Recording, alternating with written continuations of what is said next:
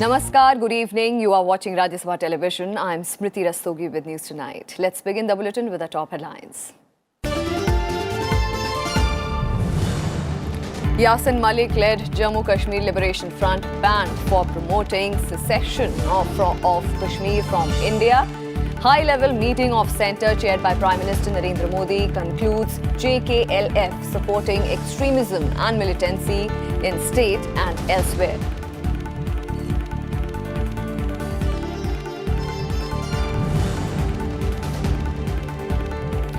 Government boycotts Pakistan National Day function. New Delhi tells Pakistan High Commission decision is in response to Islamabad inviting Kashmiri separatist leaders to the annual event.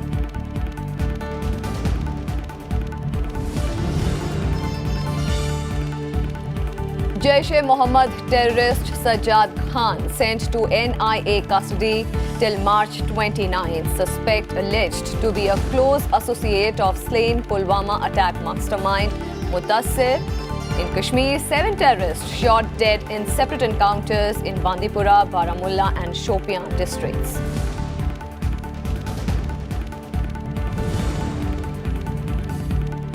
In Bihar, opposition parties reach seat-sharing agreement. RJD to contest 20 seats. Congress 9, RLSP gets 5 seats, while VIP and HAM given 3 seats each.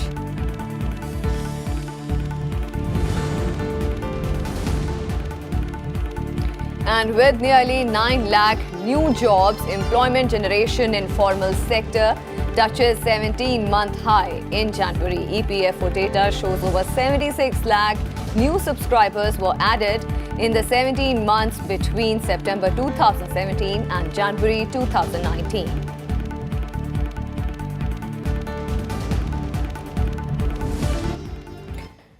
Our top focus tonight, the Yasin Malik-led Jammu Kashmir Liberation Front was banned by the union government today. According to the Home Ministry, the party was banned for a series of violent acts and being in the forefront of separatist activities in the militancy-hit state since 1988. The organization has been named in 37 FIRs and is being investigated in several cases by Jammu and Kashmir Police and the National Investigation Agency. Union Home Secretary Rajiv Gauba said the JKLF was banned following government's zero-tolerance policy against terrorism. Yasin Malik is under arrest and at present lodged in Jammu's Kot Balwal jail. This is the second organization in Jammu and Kashmir to be banned this month. Earlier, the centre banned Jamaat-e-Islami, Jammu and Kashmir. JKLF Yasin faction as an unlawful association under the Section 3(1) of the Unlawful Activities Prevention Act 1967. This is in accordance with the policy of zero tolerance against terrorism, which is being followed by the central government. Government is committed to relentlessly pursuing the policy of curbing the activities of secessionist organizations, which are a threat to unity and integrity of the country. The National Investigation Agency and Enforcement Directorate are taking strong action against these organizations. The Enforcement Directorate has slapped a penalty of 14.40 lakh rupees against Jammu and Kashmir-based separatist Syed Ali Shah Gilani. The Enforcement Directorate has also ordered confiscation forex of $10,000, which is nearly 6.8 lakh rupees in connection with the FEMA case. The case pertains to Gilani in illegal possession of foreign exchange. The case is being investigated by the Enforcement Directorate under the Foreign Exchange Management Act. The case was taken up by the Enforcement Directorate on the basis of an Income Tax Department complaint against Gilani. A similar proceeding against another separatist, Yasin Malik, former chairman of JKLF, is underway.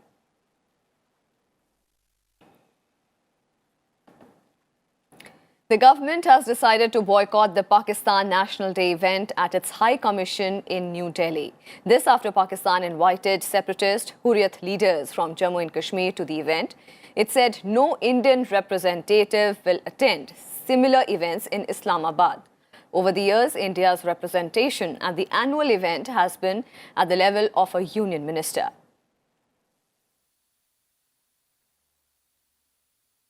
इस बार जो है चूंकि Pakistani high commission ने decide किया और जैसा मैंने कहा उन्होंने डिसाइड किया हुर्रियत रिप्रेजेंटेटिव्स को इनवाइट करने के लिए हमने डिसाइड किया उसके बेसिस पे उनके इनवाइट के बेसिस पे कि हम इस साल कोई भी रिप्रेजेंटेटिव पाकिस्तानी हाई कमीशन में उनके रिसेप्शन के लिए नहीं भेजेंगे. And in a major breakthrough, the Delhi police has arrested a top Jaish-e-Mohammed operative, Sajjad Khan. He has been sent to the NIA custody till 29th of March by a Delhi court. 27-year-old Sajjad Khan, a resident of Pulwama, was arrested from the Red Fort area late last night. Khan is a close aide of Pulwama attack mastermind Mudassir Ahmad Khan, who is believed to have been killed in an encounter on 11th of March. The police said that Sajjad Khan was in contact with Mudassir Ahmad Khan and Pakistani terrorist Yasir via an app using fake numbers. He was tasked by Mudassir with establishing a sleeper cell in Delhi. Sajjad Khan moved to Delhi before the Pulwama attack that killed 40 CRPF jawans in Jammu and Kashmir on 14th of February. And security forces have killed 7 terrorists in Jammu and Kashmir in 4 different terrorist operations in the state during the past 24 hours. The encounters took place in 3 districts of Baramulla, Bandipora and Shopian.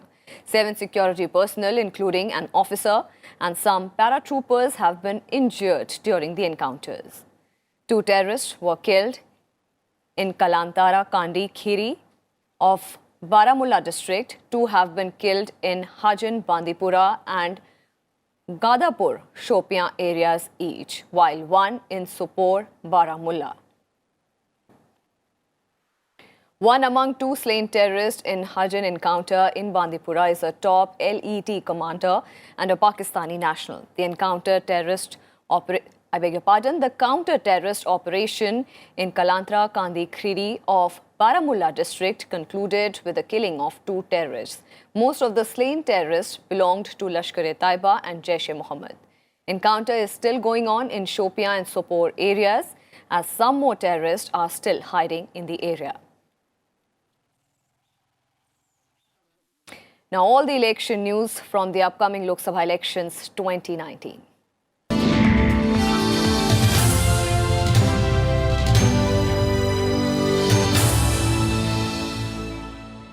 The Bharatiya Janata Party is holding a meeting of its Central Election Committee at the party headquarters in New Delhi. Prime Minister Narendra Modi is present at the meeting. The meeting is expected to finalize the names of candidates for the remaining seats. The party top brass are likely to decide on the candidates for 25 seats in Gujarat. Earlier on Thursday, the BJP had released a list of 184 candidates. On Saturday, the NDA and allies will announce seat-sharing agreement for Bihar.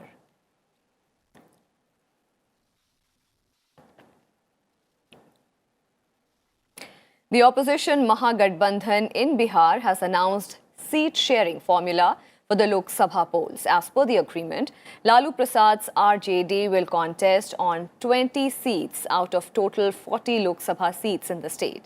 9 seats will be fought by the Congress Rashtriya Lok Samta Party. RLSP will field its candidates on 5 seats, while Vikashsheel Insan Party, VIP, will contest 3 seats.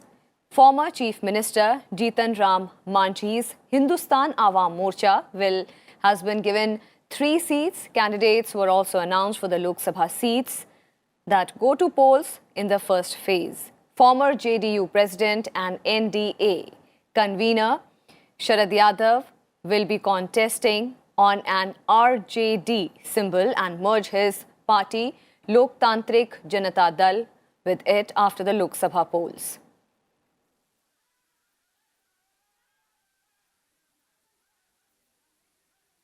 सीटवार इस प्रकार है। राष्ट्रीय जनता दल 20,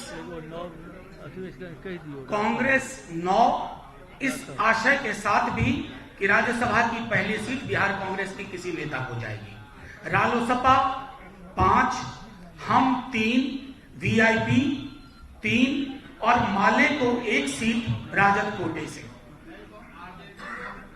गया हिंदुस्तानी अवामी मोर्चा प्रथम चरण का मैं दोहरा रहा हूं, श्री जीतन राम मांझी जी। नवादा राष्ट्रीय Janata Dal Shrimati Vibha Devi. Jamui Ralospa Shri Bhudev Chaudhary.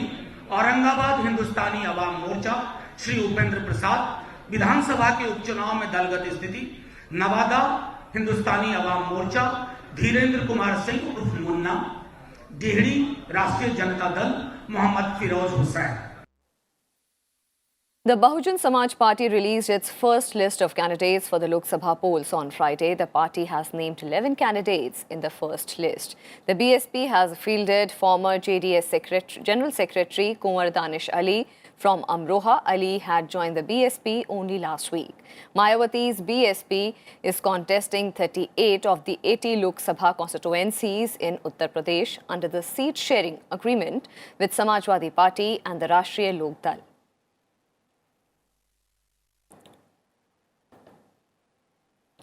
The Shiv Sena on Friday declared its first list of 21 candidates in Maharashtra for the Lok Sabha polls. In the list, the party has retained 17 sitting MPs.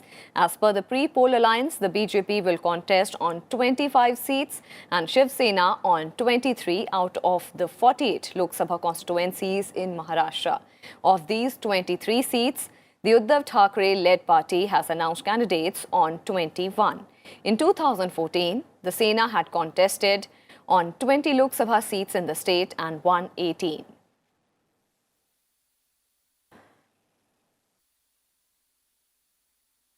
Shiv Sena Bhajpa की उम्मीदवारों की जो सूची है जारी कर दी गई है। 23 जगह शिवसेना लड़ रही है, उसमें से 21 उम्मीदवारों की सूची आज जाहिर हो चुकी है। 2 उम्मीदवार अभी हम घोषित करना बाकी है, एक पालघर और सातारा। ये दोनों नामों की घोषणा 2 दिनों में हो सकता है, रविवार को ये जाहिर हो जाएंगे।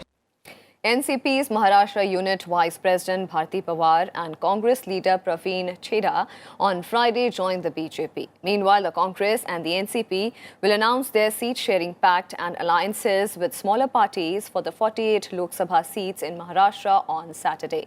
An office bearer of the Congress said that both the parties will contest 23 seats each and leave 2 for the allies. Congress has so far announced candidates for 12 seats and NCP for 16 seats.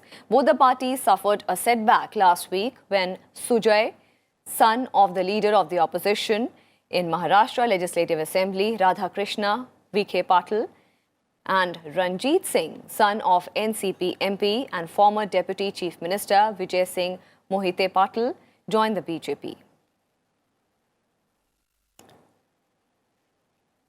Former cricketer Gautam Gambhir today joined the BJP and is expected to be fielded by the party in the Lok Sabha polls from one of the seats in the national capital. The former opening batsman joined the party in New Delhi in the presence of Union Ministers Arun Jaitley and Ravi Shankar Prasad. Gambhir was recently conferred upon the Padma Shri Award. New Delhi constituency is currently represented by the party's Meenakshi Lekhi.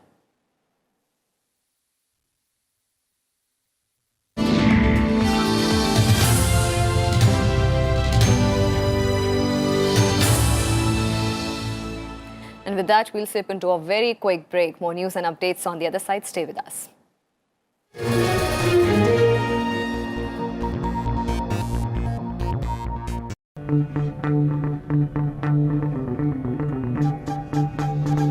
Art arisen from a multi-hued cultural canvas.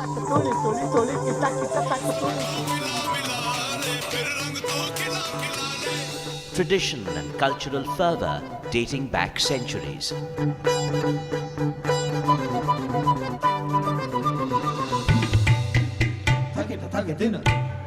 And encircling them all, there's a magic that awes. Embrace your nation's brilliant human warmth.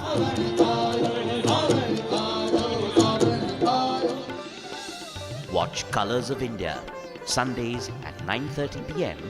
on Rajya Sabha television.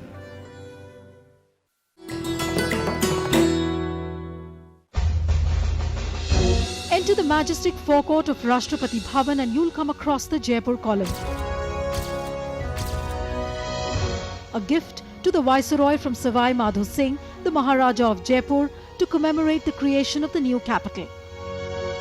The 145-meter high column is crowned with 6 pointed crystal stars on a bronze lotus, and inside the stone shaft runs a steel tube which weighs a little more than 5 tons. The base of the column has text conceived by Lord Irwin and Sir Edwin Lutyens inscribed on it.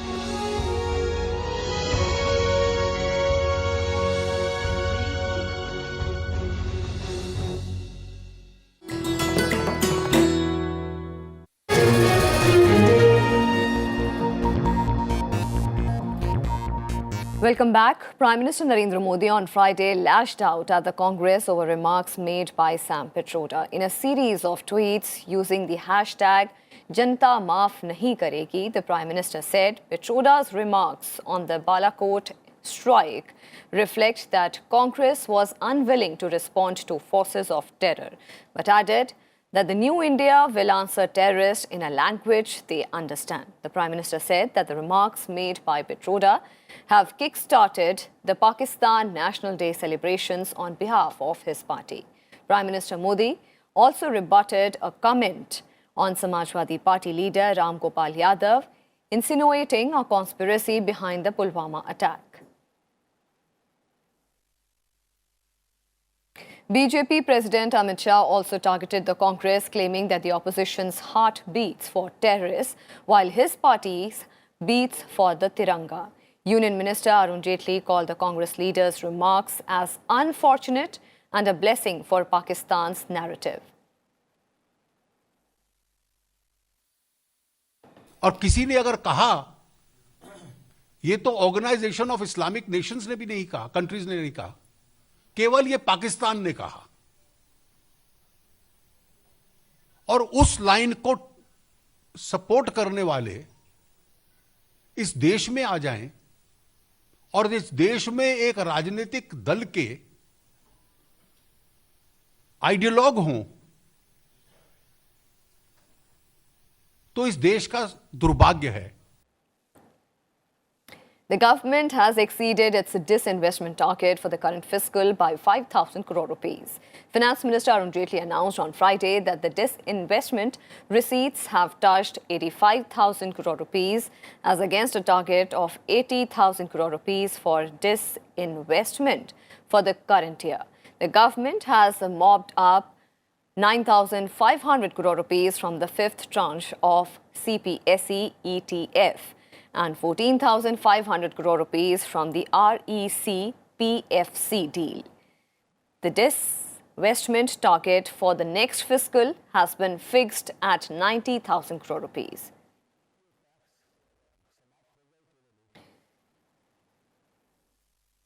Net employment generation in the formal sector touched a 17-month high of 8.96 lakhs in January, according to the latest EPFO payroll data. Around 76.48 lakh new subscribers were added to Social Security schemes of Employees Provident Fund Organization from September 2017 to January 2019. The net EPFO enrollment in January 2019 stood at 8,96,516, which is the highest since September 2017. The addition in January was 131% higher as compared with 3.87 lakh EPFO subscribers added in the year-ago month.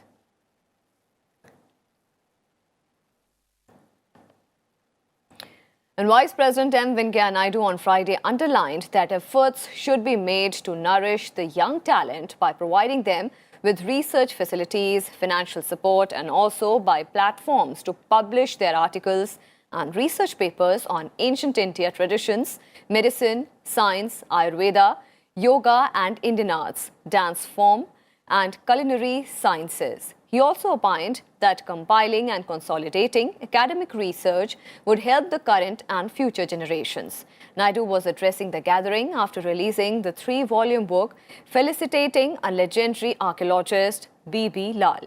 Naidu highlighted the importance of magnificent sites in teaching the younger generation about the great heritage, archaeological skills, diverse culture and traditions of the country. History, culture, heritage, they need to be preserved because that gives you inspiration, self-confidence, Atma Gaurav. That's what is missing in our public life to some extent. This is our weakness. This is because of colonial rule. We must come out of that mindset. Yes, there has to be discussion, there has to be debate. You must have argument and counter-argument. He says Mahabharata is having evidence. Let us discuss whether there is evidence or not. It is only a myth or not. You must be tolerant to the other opinion. And international developments now, the United Kingdom has secured a short delay to the March 29 Brexit deadline until May 22nd. This after the European Union leaders reluctantly agreed to offer Prime Minister Theresa May time to get the divorce deal through another House of Commons vote next week. If the agreement, which has already been defeated twice over the controversial Irish backstop clause, fails to clear the UK Parliament for a third time, the EU has set April 12th as the deadline for Britain to make up its mind on the next move.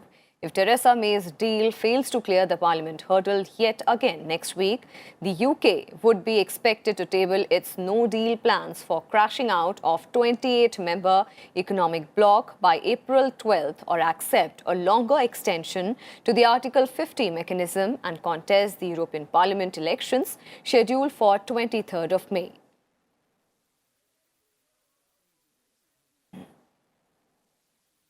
What the decision today underlines is the importance of the House of Commons passing a Brexit deal next week so that we can bring an end to the uncertainty and leave in a smooth and orderly manner.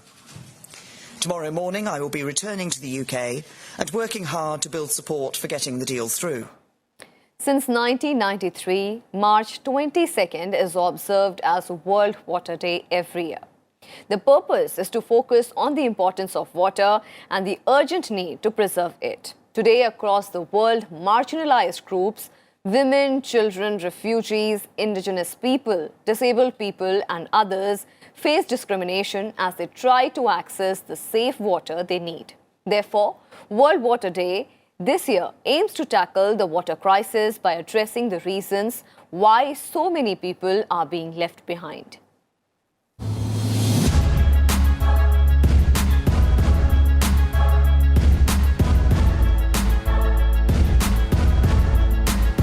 Water connects every aspect of life on our planet. It is crucial for human survival, healthy ecosystems, socio-economic development, for energy and also food production. But according to reports, 1 in 9 people do not have access to safe water. That is, 844 million people across the globe who are deprived of their right to clean, easily accessible, safe water. So far, we could understand that water is readily available for every individual citizen, but this is not true. Now, water is not available. If you see, more than 7.1 million people are not getting safe drinking water. By 2030, 700 million people won't be able to get safe drinking water. And the recent example of Cape Town is very evident, suggesting that how rationing of water has been started. And therefore, we need to respect water. It's very important. The United Nations defines safe water as that which is free from contamination, accessible on the premises, and available when needed.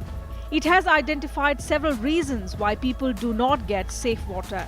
Sex and gender are the foremost reason for discrimination when it comes to accessing clean water. Women and children are the worst affected. Children are more vulnerable to diseases due to dirty water. And women and girls because they carry water for their families for an estimated 200 million hours each day. The lack of water and sanitation locks women in a cycle of poverty. Other reasons for water discrimination include race, ethnicity, religion, birth, caste, language and nationality. Certain people are particularly disadvantaged due to disability, age, health status, property, tenure, residence, economic and social status.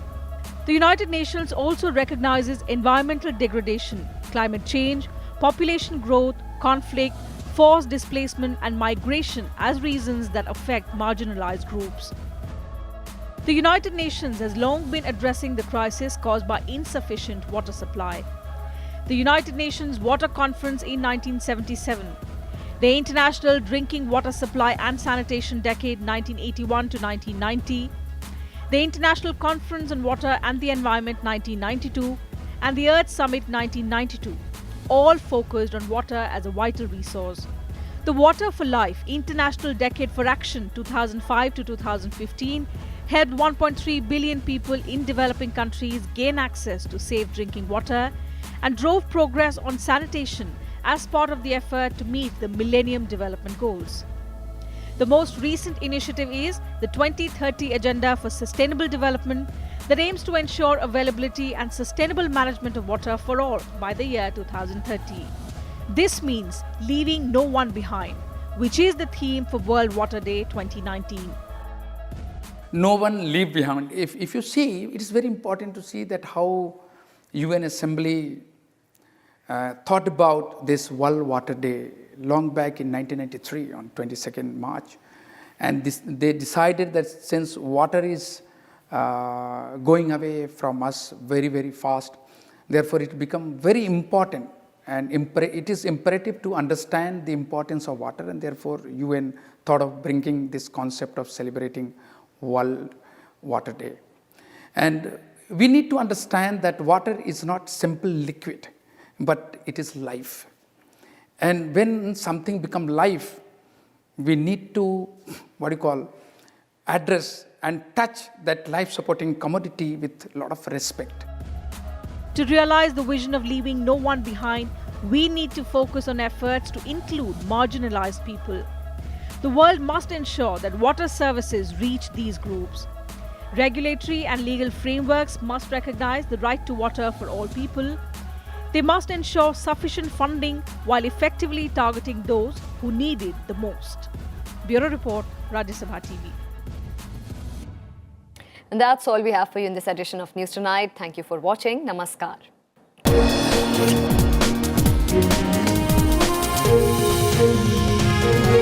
Thank you.